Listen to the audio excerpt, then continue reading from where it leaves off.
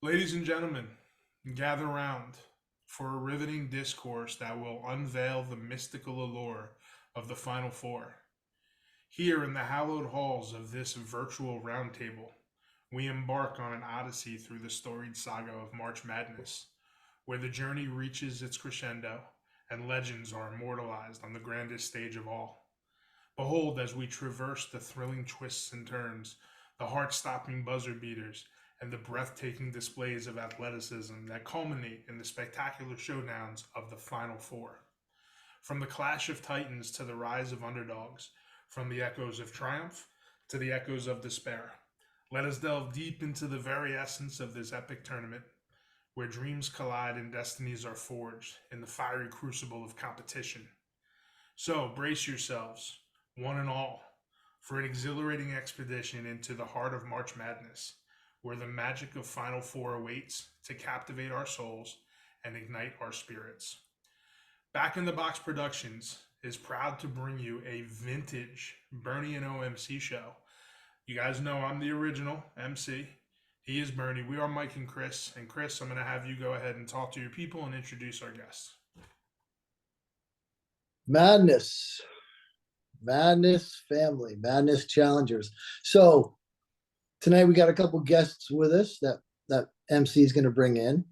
OMC. Remember that we had to designate OMC from the other MC. It got quite confusing. But the Madness came in this year. Looking forward to it.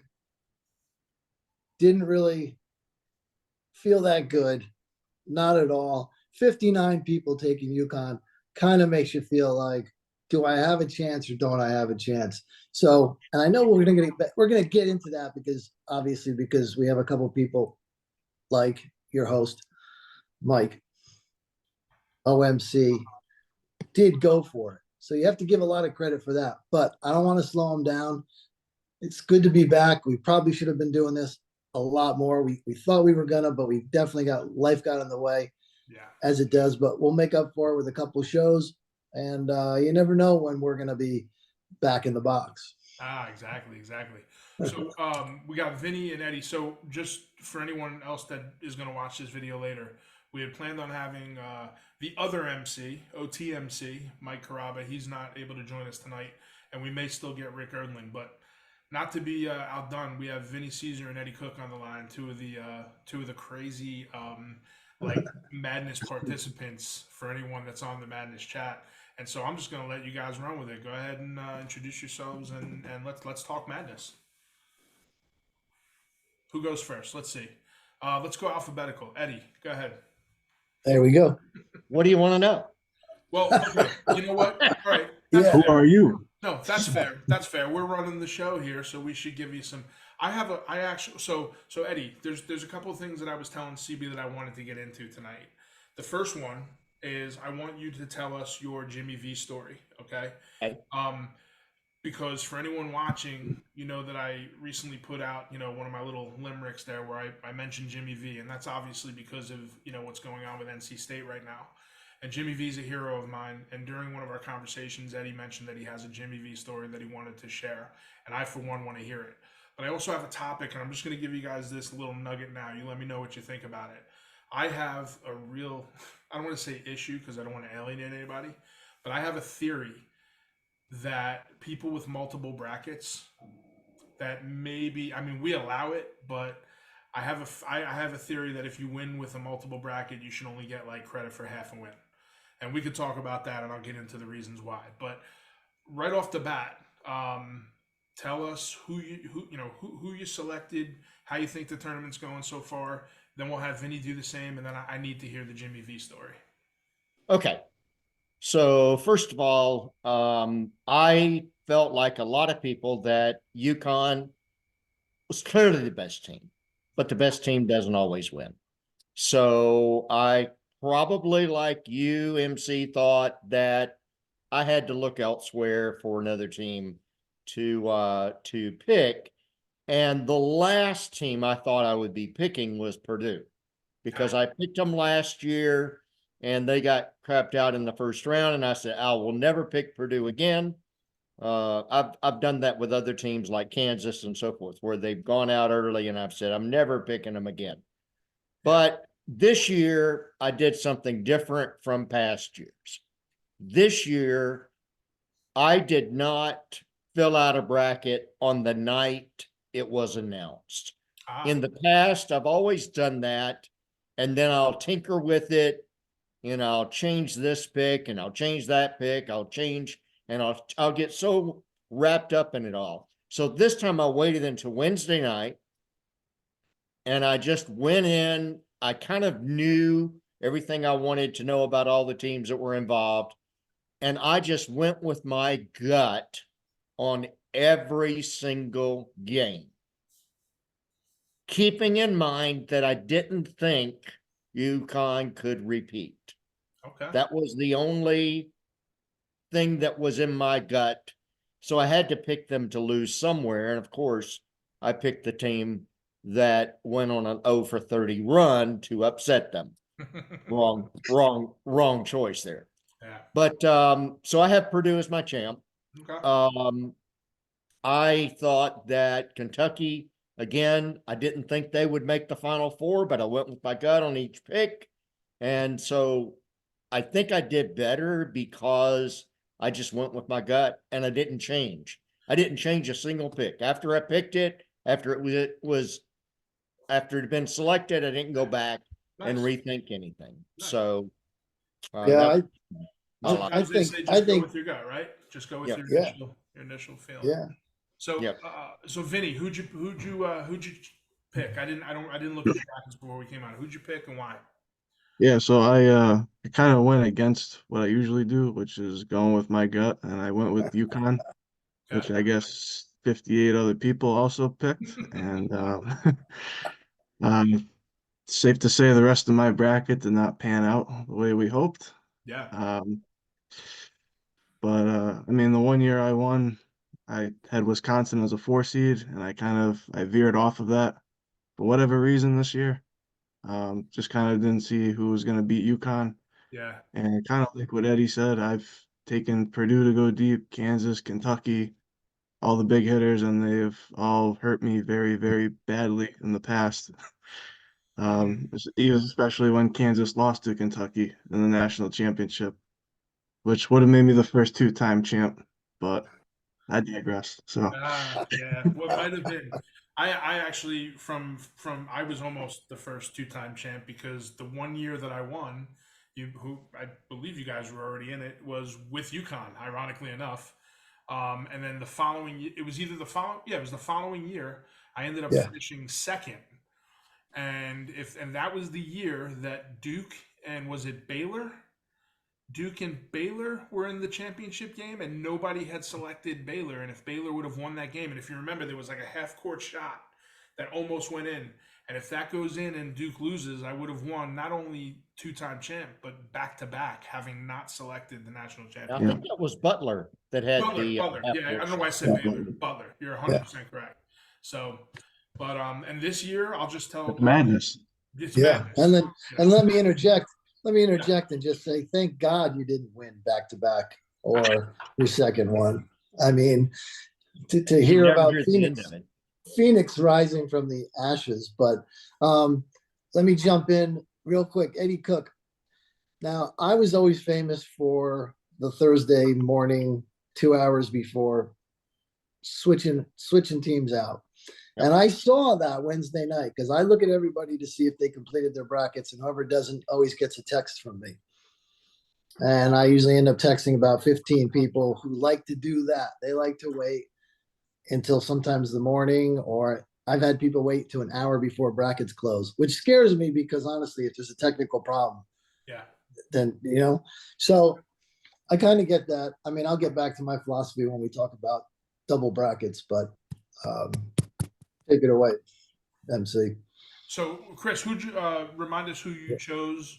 Now, you had 2 brackets, but I did have 2 brackets, so I will talk about my primary bracket, and then the other one was more of my upset bracket, which I ended up with 5 out of the 7 upsets. Thank you to Eddie, our stat master. I've never seen anybody. I was just talking to Vinnie today. I've never seen anybody break down besides yourself, but he gets so deep into it. And I know that's why he's up till 3 a.m. because you got to look at all those brackets and look at all those scenarios and look at all those things that honestly, I don't even think me and you, MC, even knew there were so many different stats that he came up with. Listen, I consider myself a numbers guy. Some of the stuff that Yeah. Eddie churns out, I have to like read 2 and 3 times just to make sure I'm comprehending. So yeah, And same thing with Vinny. So I mean, it's great we got both these guys on because they were super participants, always have been, and definitely becoming more and more part of. I love the upset breakdowns by Eddie every round. It's great. fantastic. I love it. So, And so I didn't see my name on one of them this year, but Yeah, you had one. Yeah. You had Yeah. one. that one, thank You you, Eddie. picked one. That's why we got you here. He You knows, picked he one. knows. So yeah, I took UConn. I mean, I firmly believe being from New Jersey, I'm a Hurley guy. I grew up with his, father coach in Jersey City, I think it was. And, and I was a country boy from way up from there, but not a city boy. But the Hurley name in New Jersey is like God. And when Danny became coach, honestly, I believe that they will win this year. I believe that they will win next year. I believe that you're going to start talking about Hurley like you talk about Calhoun. And maybe even better. I mean, I think, it could be maybe this is just the team after it's been molded together, but he runs a program, man, that is just amazing. Yeah. So, and I like the way he keeps the foot on the pedal. He's been very, very impressive. I like you. I'm very big, on the Hurley name. He's been very impressive. He's emotional. He shows his emotions. He's superstitious. He's all those things. You gotta wonder as a player. I think he's probably pretty fantastic to play for, and that's part of it. I mean, that's part of the formula, Yeah. So I will tell you that in all honesty, I would tell you before the tournament began that I really felt UConn was going to win it all as well. That being said, the reason that I didn't select them was for the exact reason that we started with, right? 59 other people were going to pick, and I knew that was going to happen. And so I look at it like this. I enjoy the tournament anyway. I enjoy the tournament even though the last 2 years I've been out on day one, right? Because happened last year. I chose Arizona. They lost day one.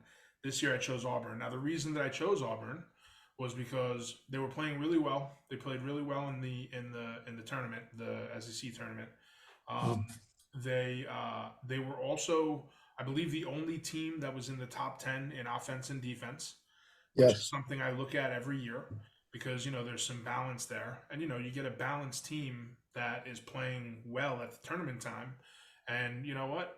I wanted to pick someone that I thought others wouldn't take, and I ended up going with Auburn. There were a few others that took them. But and I'm proud to say that I kind of beat all of them because I had some other pretty good picks there in a way. So look, if Auburn had fared better, chances are maybe I would have had a shot. But I really did think UConn was going to win. I mean, they were such the heavy favorite, and they've shown us nothing to think that it's not warranted. Yeah. So, but I just didn't want to. I was playing the game. And that was the choice. And 2 years in a row, it did not work. It looks really bad, but whatever. So. And I don't know if how many of you guys get sucked in, but I got sucked in during the year. I was not watching really a lot of the top teams. I was watching more of the middle. I was watching games where some of the teams that made it, I took a chance on them thinking that they were going to go a little deeper than I really should have. So that's why I picked some of those upsets. But when it got down to the nitty gritty, no, I didn't think Kentucky. I didn't even think about Kentucky. They weren't in my thing. So I felt good about that. Yeah. So, if you Go ahead. What's that? Continue. Yeah. So, I mean, and then when we get to the double bracket, I'll kind of explain a little bit more, but yeah, I think I just got kind of sucked in with it, and I liked Purdue. Definitely had UConn on my sights, but I did want to almost go for a team, somebody that I thought maybe could go up there. And I think a lot of people had the same thought. I mean, I'm looking at the, you look at the leaderboard too. what was really interesting about this year's madness was the leaderboard never changed from week Yeah. one practically. And I've never seen this before. You know what? You know Right, why though? You know why that happened?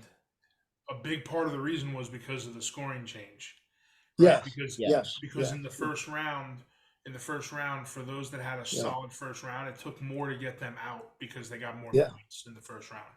So that's one of the Mm, reasons why. But there were a lot of people on, such as myself, that were high up on the yeah. leaderboard that had no shot because Right. Yes, you know what I yes. mean. So They're still there. They're still there. I mean, yeah, so you know what I mean? well, You got Joe Russo, Rick Penner, Orlando Rick. You got a couple people that are still in the top 10, but yeah. obviously they can't win. Personally, I like because it puts more merit into your upset picks. Like if you take Oakland over Kentucky this year, that's massive. Yeah. You're When getting Chris Yes. 14 extra points. when Chris and Yes. I, so before the tournament each year, Chris and I usually, a couple of weeks beforehand, we reconnect and we talk about it. And this year, that was one of the things that we said. We said, you know what, we wanted to try to give a little bit more reward, if you will, because Yeah. it's real easy to go with the chalk picks. You know what I mean? And every now and then, the chalk picks happen. But we wanted to give a little more incentive to go for some of those, lower seeds. And I thought, if we did it just for the first round, I thought wouldn't be too much of a shock to the system, and I liked it. I thought it was pretty good. I mean, it made me really look at some of those, 11, 11-6, 12-5, 12-5 matchups, because I Yeah. really wanted to try and, get a couple of those to get the extra points. So I liked it. I liked it. I do too. All right, Eddie. Yeah. I need to. I've been thinking about this. Please tell us your Jimmy V story. Well, it's probably not what you expect it's going to be, but Okay. I was Oh. teaching a class in Durham, North Carolina. Okay. And it just so happened that at the time I was teaching the class in Durham, Jimmy V was dying in a hospital Hmm. at Duke University. And he did pass that week that I was teaching the class in Durham. So I drove to the campus of Raleigh, which is close to Durham, drove to the campus, and I was dressed with a tie, a white shirt, long sleeve, dress slacks, dress shoes, went out onto an outdoor court, basketball court, where a couple of guys were shooting hoops. And I said, I said to the two guys, I said, would you mind if I shoot a shot in honor of Jimmy V?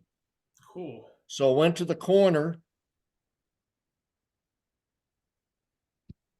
nothing but chain. There was no net. So it was nothing but chain. It was one shot, and then I left, walked off. That's cool. That's On the flight home, Dick Vitale was on the same flight that I was on coming back to Atlanta. And he was, of course, in first class, and I was back in coach. And I sent a note up to him through the flight attendant. And the flight attendant came back to me because I said something to him like, I wish I could have met you under different circumstances. Would have liked to have said hello. She came back to me and she said, he wants your address. He wants to come have dinner with you. What? That doesn't sound right. So anyway, I gave him my address. I gave her my address and she took it up to him. And then I saw him outside talking to a couple of other coaches that were on the flight with him. And and then he got on one of those carts that, takes people off. And I introduced myself to him. He said, "Oh, Eddie, I'm sending you something in the mail." The next morning, the very next morning, I had a book, signed book from him. "Eddie, you're a PTPer, Dickie V." Wow, The that's very really, next really cool. day. That's really, really cool. One of our bracket challengers. I don't know how many of you know Vinnie. Chris knows Vinnie very well because he's part of the fantasy football league that I run. Anyway, Vinnie Grande, he knows Dick Vitale very, very well. I'm not gonna share the details as to why. That's not my story to tell. But he knows Dick Vitale very well, and Dick Vitale he's an awesome guy. That's a really Yeah. really cool story. That's really cool. Yeah. Great Um, story, Eddie.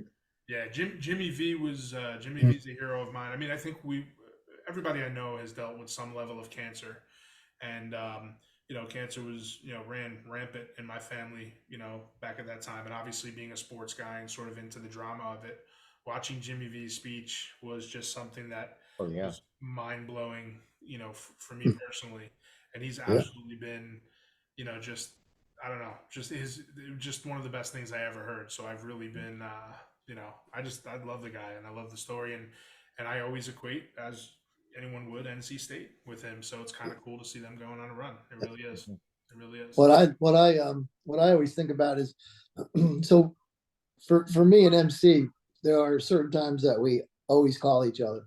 And one shining moment, we call each other before one shining moment.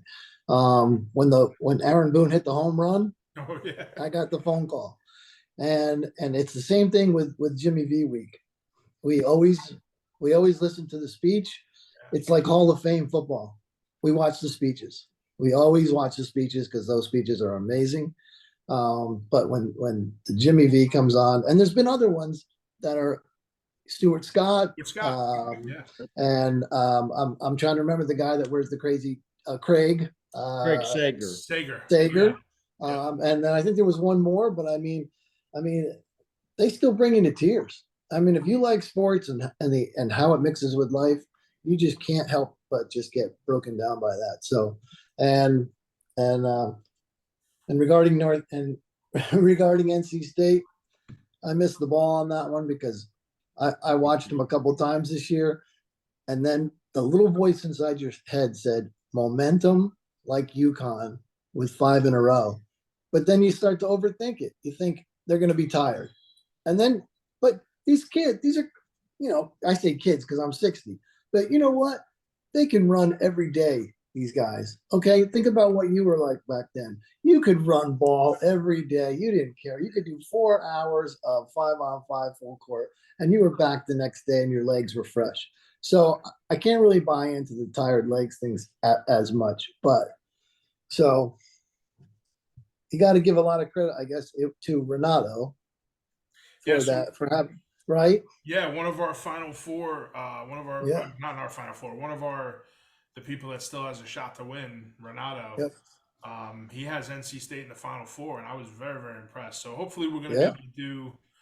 We're trying to get a thing going tomorrow with those folks, and but Yeah. that's to me that's very impressive. You get you hit on the 11 seed going to the Final Four. That's pretty damn cool. And he actually sent us an email that had a couple of videos, which I have not had a chance to view yet, but there are a couple of videos as to the reason why. Like it wasn't just a poke and a prayer. He had some reasoning behind it. So I'm looking forward to hopefully talking to him a little bit about that. So Yep. And um, we got a pretty interesting group. I won't take time up, but pretty interesting with Veronica, Renato, and Rod Black, who I would love for him to be on. He's a very close friend of Orlando Rick Penner, but he has been a sportscaster and is pretty much one of the most kind of famous sportscasters in Canada. So I mean, so we are starting to cultivate here at the March Madness. We are getting chefs. We are getting all different kind now. different So countries. So Chris, any of the people that have a shot to win, none of them have ever won it before, right? This will be a first. no. Veronica is interesting because she is Peter Williams' girlfriend. Okay. So she was hoping that they could battle it out like Peter and his mom, Kristen Norton, did that one year, which was a great battle. And Rod has both his brackets in the top 10, and I think Veronica might have even had that too. So they were pretty solid all the way with their picks. So Vinny, tell me, we have a lot of Caesars in this. Yes, we do. Tell me, what is that a little family rivalry during the tournament? You guys going at each other? It gets a little violent. I have the most stuff to back up, Street being the cred. only Caesar to have a title. Yeah, you're the man, the myth, the legend out of the Caesar fan. From my Yeah. father's skid work, my uncle Greg, my cousins are in it now. So good. Borsman, he's another cousin. Oh, really? I didn't know he was related to the Caesar clan. Yep. You know, I see these Yep. names pop up, and There's another one Who? too. There's Brett is Oh yes, going to Brett. be I forgot he's in it now. Yep. My cousin's he's marrying into the family. So Yep. Truly a family affair. We have leaps Oh, and bounds. massive. All right, so I have to go to this topic real quick before we end. So I want to know now, CB. I already know the answer to this. You disappoint me, my friend. I love you like a brother, but disappoint me with this. Did either one of you guys play 2 brackets this year? I did not. Eddie? I did not.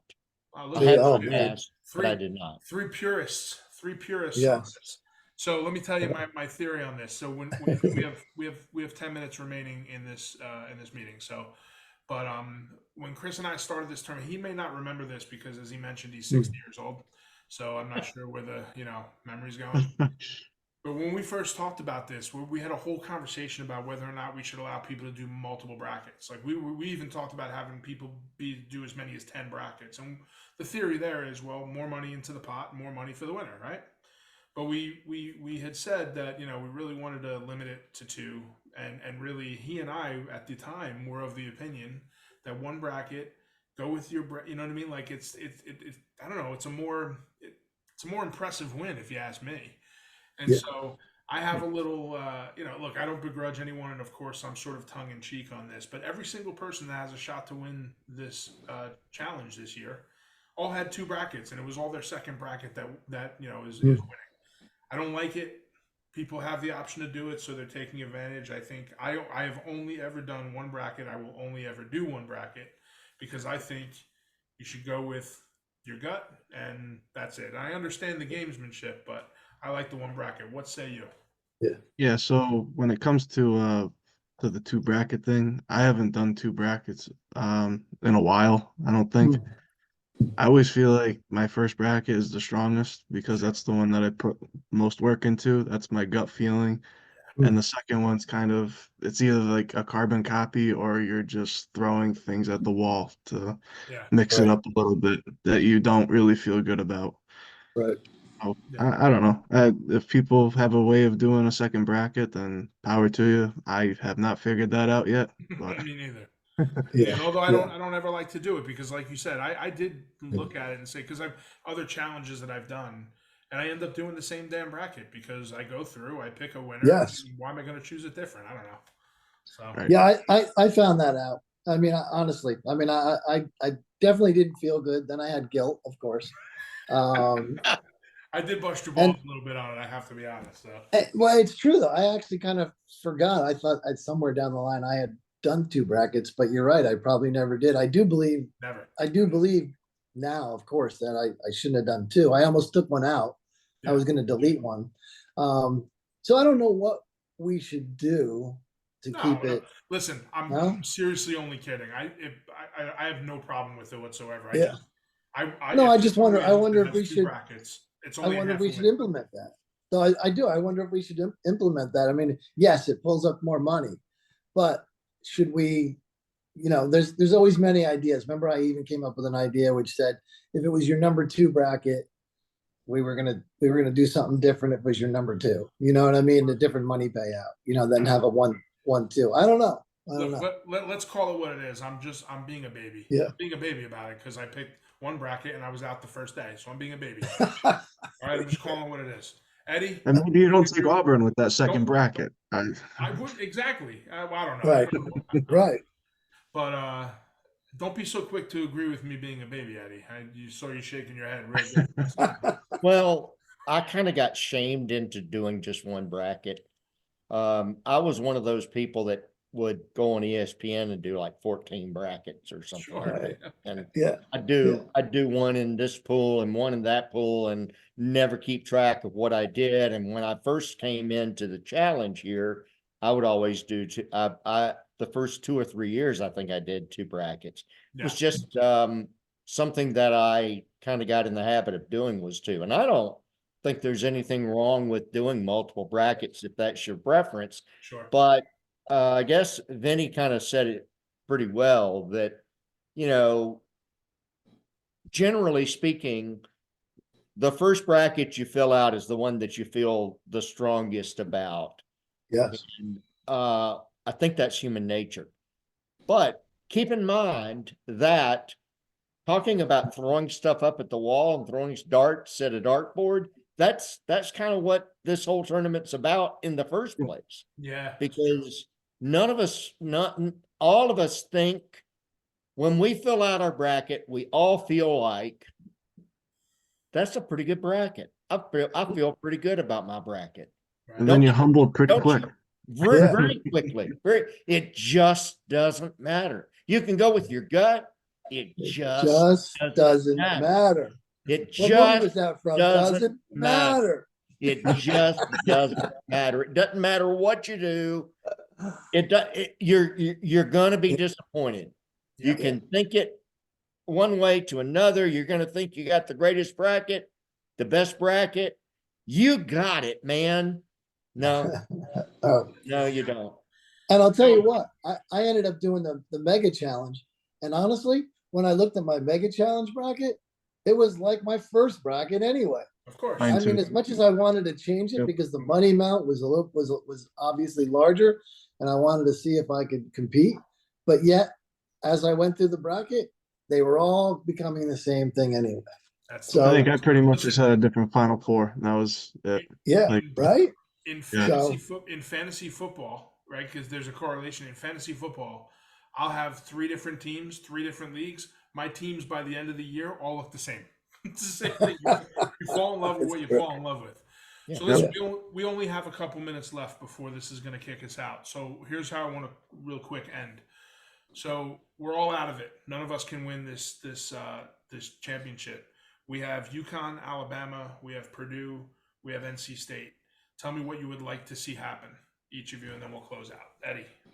Oh no, I would Vinny. like to see Let's start with Vinny. Vinny. So I didn't mean to wave my pen. Like I thought you had something. Go. I do have I have a couple stats. I got like an Eddie Cook-esque stat for the Alright. UConn game. 3.5 minutes. That might scare some UConn people. Okay. So UConn is ranked 315th in adjusted tempo, and Alabama is ranked 9th in adjusted tempo. Whoa. So a low possession game could equal an upset. Okay. All right. I And wouldn't for mind the that. Duke Yeah. Marquette Duke only shot 17.6% from threes against NC State. Have to think Purdue would be better than that. Okay. That's fair. Yeah. That's fair. So Purdue, Alabama, maybe. Purdue, Alabama. Never know. I'm out for a reason. I don't know what I'm talking about. All right. Eddie, what do you think? I think UConn's going to win the whole thing. Last year, if you recall, I picked anybody but UConn because I wanted UConn to win for my friends. This year, I want UConn to go down. So I'm picking UConn to win the whole thing. Yeah, And I I'm hope with Eddie. that I do think UConn wins. yeah, it's- they're going to win the whole thing. They're the best team. They're going to win it. Yeah. And I'm from Connecticut, so I do not take them. What do you think, Yeah, CB? they're going to win. I think it ends for NC State against Purdue against the big man, and then UConn moves past a really surprising Alabama team. Even though last year, they did quite well too. And I go for UConn. I think I put it out there already. I'm going UConn next year. Okay. We'll probably have 70 people next year. Probably. Do it. And I will Take us out. I make it 71. I will say this. I'm going to go out on a limb here and say, not only do I want to see this, I Yeah. believe NC State will beat Purdue. Wow. I believe NC State will beat Purdue. I think they are just that hot, and they are playing that well. And I don't know. I just have this. I have this weird feeling that NC State it'll be a close game, and I would not be surprised if they beat them. I think UConn's going to beat Alabama, despite Vinny's fantastic stat. And like everyone else, I do think UConn's going to win. I don't think it matters who they play. So that's my honest opinion. On that note, we have 70 seconds before this thing shuts us off. So I'm going to go ahead and say thank you guys for coming on. I wish we could have had some others. You guys were fantastic. Hopefully, Thank you for inviting us. Yes, we thank love you. this. We Thank love you, this. guys. so much fun, and you guys are awesome. So much fun with the chatting and everything, and we have a really fun weekend of basketball ahead. Look forward tomorrow. Hopefully, we can get some of the competitors, the ones who still have a shot to win, on the line. Whether we do or we don't, I'm good with this. So thank you very much for coming. And on that note, CB, I think we're done, man. Back in the Box production. We brought our show back. Yeah. Yeah, I kind of feel like we had more topics, but maybe we'll do something, maybe we'll add something Definitely. tomorrow, Definitely. So, all right. Time flies when you're having fun. So on that note, Yeah. Back in the Box Productions, we're thrilled to be back in the box. Thank you guys. We'll talk to you soon. Have a great night. Take care. Out.